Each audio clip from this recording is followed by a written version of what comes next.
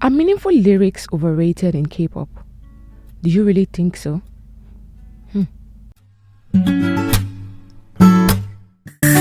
Hi guys, and welcome to another interesting and exciting episode of Anasio Niger podcast, where we bring you interesting, entertaining, and engaging conversations. The topic I have for you today has always been a debate when I started listening to a lot of casual K-pop songs. I'm a person that places a lot of importance on meaningful and relatable lyrics in a song. Any song, be it K-pop, be it Afrobeat, be it Latin music, be it any type of music, I put a lot of emphasis on meaningful and relatable lyrics. So when you see me listening to songs like songs of BTS, songs of 17, songs of Stray Kids, songs of the Rose Band, a little bit of Mamamoo, and some other ones, IU for example too, despite the language differences, they have always had a way of helping me understand my emotions better. I have noticed that a lot of K-pop songs recently are very hard to understand lyric-wise. I am not saying they are rubbish, please understand me. Lyric-wise, I find it hard to understand it sometimes. They use a lot of made-up words. Another reason why I think this is so, because I know that English is not their first language. So they find a means to make it more relatable and try to appeal to the global audience by putting some English words. Even with that, when it is translated, it becomes like a bunch of made up words just brought together and might not really have deep meaning or meaning at all. Honestly, I have never been interested in this fourth generation, and I'm sorry to fourth generation stands. I'm sorry. Not that I don't listen to their songs. I listen to their songs casually. Groups like 50/50, I've listened to a little bit of New Jeans. I listened to a little bit of Le Sserafim. But for the I listen to TXT and Stray Kids too. I listen to some of them, but I am not really into the fourth generation like that. Take for example some old K-pop artists like first and second generation like BAB, Tableau, E-Pink. However, a lot of their lyrics back then made no sense. There were some exceptions, of course, but most of them were gibberish. Like when you listen to some old K-pop songs, first generation, second generation, when you go look for their lyrics, you'll be like, okay, what's the meaning of this in the first place? Like, what's this? Most of them were just about vibes. Vibes are vibes. You can't really pinpoint this is the exact meaning the song wanted to portray, or this is what it was trying to pass across. And I don't have a problem with that. Don't get me wrong. I don't have a problem with that. And if you notice, I don't know how much you know about this, but South Koreans don't listen to K-pop that well. You can argue it, go and do your research. South Koreans don't listen to K-pop. They don't vibe with K-pop as much as the global audience vibe with K-pop. They prefer K-indie and K-hip-hop. And I remember watching a documentary or an interview with on YouTube about why Koreans don't listen to K-pop songs that much. Two to three respondents said some of their songs don't have meaning. It's about the looks, it's about the music videos, but they don't put attention to the meaning of their song they're passing across. That was the reply some of the people gave, and I'm not surprised actually. To be honest, when I first got into K-pop, I've only known BTS at that time, and I didn't get into BTS because of their meaningful lyrics in the first place. I was like, oh, there was this trend. Like they were such a big name by then, 2019. Like I was like, who are these guys? Okay, who are these guys? Let me just check about them. Then I got to know about them. Then I started seeing them that, oh, and another notable thing about my journey into BTS was that BTS did not only draw me into their fandom. Do you know why? BTS Army actually made me more interested. Because when I got to know about BTS in the first place, I just saw their performance. I was like, oh, they're a very big group in South Korea right now. But that was not what drew me totally. If it was what drew me totally, I was like, oh, that would be so superficial. You're just about the awards. You're just about the glory they bring. But BTS Army, I went through Instagram. I went on YouTube. I saw recommendations of songs that were hyped, their music videos that made sense. But what stood out to me was armies that pinpointed meaningful lyrics to me. Meaningful songs that like, oh, they have meaningful songs. They have meaningful lyrics. Their songs pass a message all the time. And I'm like, oh, let me check their songs out. That is how I got into the rabbit hole fully, because If you ask me why I got into BTS, it's not about their popularity alone. It's about the message they pass across, and I will keep hammering it. The message you stand to pass as an artist differentiates you from other artists. If you are just an artist for being an artist, what are you trying to pass across? If you don't have anything you're trying to pass across, it's very difficult to maintain your identity as an artist if you don't stand for something. That aside, sorry, we deviated from the point. So as I was saying, when I got into K-pop at first, I've always known BTS, but I thought to give other groups a listen. I was like, oh, if BTS could sing so well like this, let me get into more K-pop groups. And that is how I got into other K-pop groups.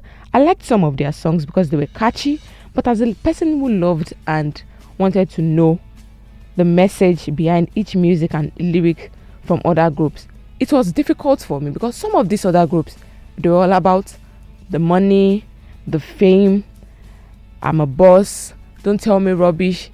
Like, I found it very hard to really take them seriously, like listen to them as a serious listener.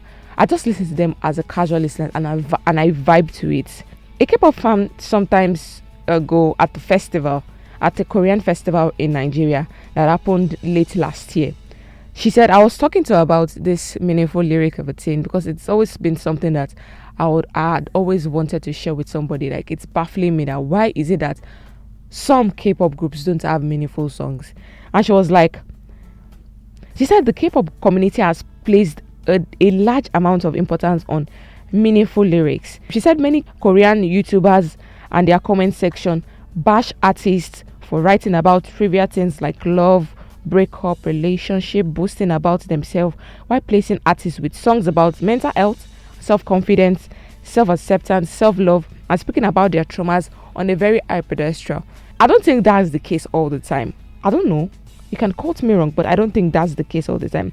I think this is because the music industry is flooded enough with songs that deal with the same theme in the same delivery. I'm sorry, but almost every artist, and that's what I said before, artists that don't have an identity, when they give you a song to sing, you keep singing the same song.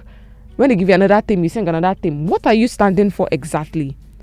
It is not that you shouldn't sing songs about love, about breakup, about relationship, about fame. But when you keep singing the same song in the same way, like not in the same way tone-wise, not in the same way with the beat, but you are giving me in the same delivery. A boy breaks your heart. Now I'm a bad bitch. I'm better than you. Like, can we evolve, please? This is getting stale. Let us bring something fresh to the table. And I told the lady, they are not giving us a love or breakup or boasting song that is different or personal to them.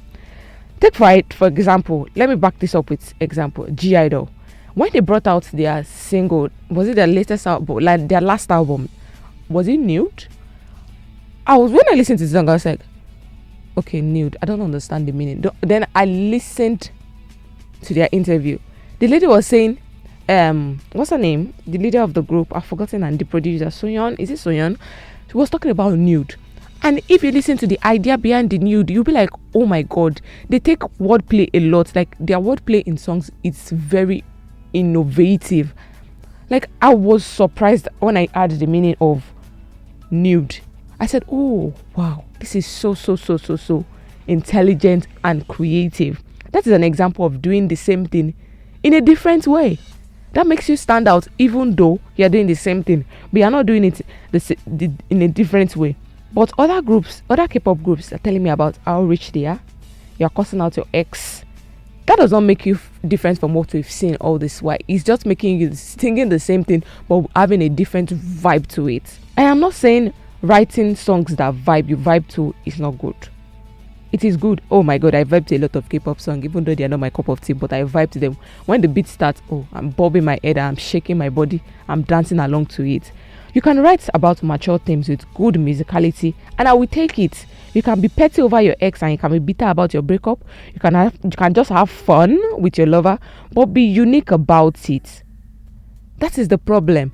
Be unique about it. Don't give me a watered down version of Taylor Swift's song. I don't want it. You want to sing the same thing? You want to sing about love? You want to sing about self-acceptance? You want to sing about breakup with your ex? Then give me in a unique way.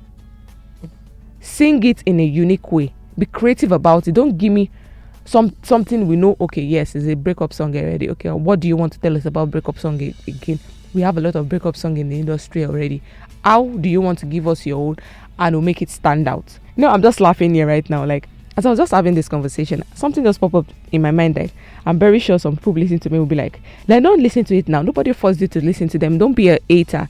Let me be honest with you. That will probably never happen in the next years to come, because K-pop is no longer limited to Korea. It is gone global, meaning that it has hundreds and thousands of non-Korean fans, which I am one of. All I really come to listen to when I listen to other groups are the beats, the visuals, and personality. Yes, lyric plays a big part in some songs, but then at the end of the day, most of us don't care. I'm serious. Most of K-pop fans don't care about it. They just come because they want something to vibe with. I firmly believe that a good penmanship is important in song making. I believe it firmly.